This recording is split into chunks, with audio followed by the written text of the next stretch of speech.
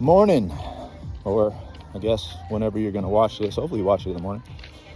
But day 23 of the Diatribe Challenge. We are over halfway through this thing, and today is the Lord's Day. So happy Lord's Day to all of you.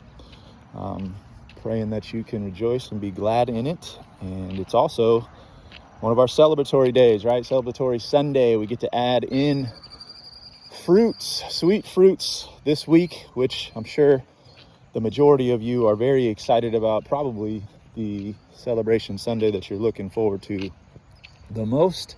So I want you guys to enjoy that. Don't have much for you to say. This will be another short video.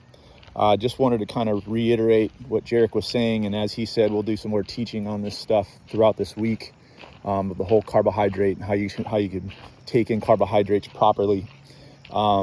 But just don't overdo it, right? Don't overdo it. Don't see it as, oh man, now I get fruit and now I can eat 15 bananas, 14 mangoes and a whole watermelon. We don't want to do that. We don't want to be taking in all this protein powder and stuff that people have been talking about. We want to use this stuff wisely, right? And hopefully you get a reminder of that as you're reading through the Proverbs today. I believe it's verse 20, where it says, "Be not among drunkards and gluttonous eaters of meat, for the drunkard and the glutton will come to poverty, and slumber will clothe them with rags." So that's just a warning, right? Now that's talking about getting drunk and being gluttonous eaters of meat. So kind of the context there, something celebratory, right? Something that you can go and you're not actually going to do all the time. But instead of receiving those gifts of alcohol and meat as good gifts from the Lord and treating them properly, you overdo it. You get drunk and you overdo the food and you become a glutton. We don't want to do that with what we get this week, right? We want to celebrate today by having these things, but we don't want to overdo it. We want to be wise with these things and just start adding them to a healthy diet. And again, we'll teach on that more throughout this week.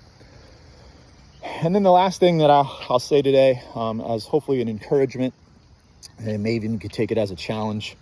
One of the reasons we used Proverbs, well, number one, because it fit into what we were trying to do, right? We were trying to do a 6-week challenge, 43-day challenge, 31 Proverbs, and then go right into 12 chapters of Ecclesiastes. So it just kind of worked out. But I think as men, we should be reading Proverbs every day, right? We should be taking in a proverb a day. It's easy to just say, what's the date?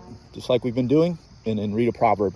So hopefully you continue to receive wisdom from God. But thinking about Proverbs, it's a king writing to his sons, right? And what's he trying to do there? Well, he's trying to pass on wisdom, right? So he's thinking covenantally, he's thinking generationally. He's not just saying, I want to be wise and I want this next generation to be wise. I want to pass this on so that now that becomes a rhythm of my lineage, right? Now wisdom continues to get passed on.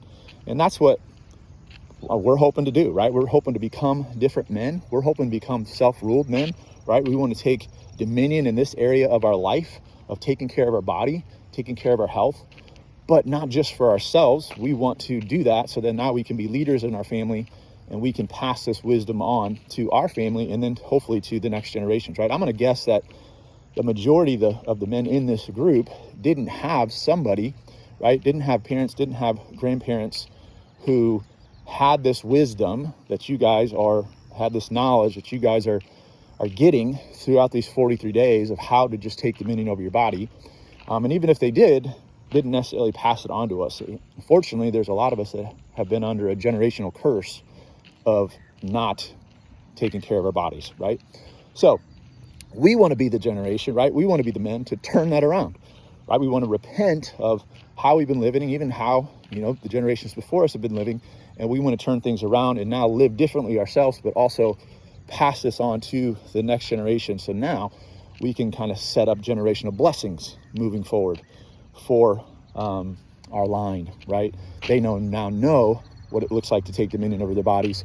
They've been trained in it and they've seen the example of it, and now they can continue to pass that on. So like I said, take that as a challenge if it needs to be, but hopefully it's an encouragement that what we're doing now is not just for ourselves. Hopefully this is going to change generations to come.